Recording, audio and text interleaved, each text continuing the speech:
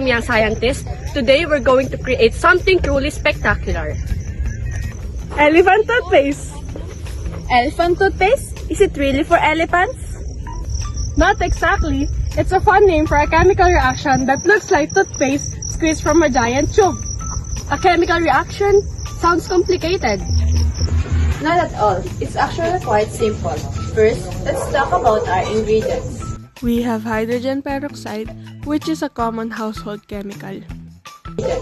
Hydrogen peroxide naturally breaks into oxygen and water, but this process is very slow. We need a catalyst to speed it up. A catalyst? What's that? A catalyst is something that speeds up the chemical reaction without being changed itself. In this case, our catalyst is yeast. Yeast? Like the stuff in bread? Yeast contains an enzyme called catalase, which is incredibly efficient at breaking down hydrogen peroxide.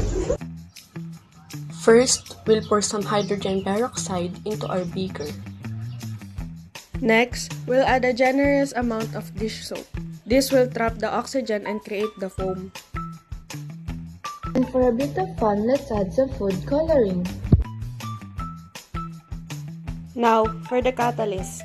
In a separate container, we'll mix our yeast with some warm water. This activates the catalase enzyme.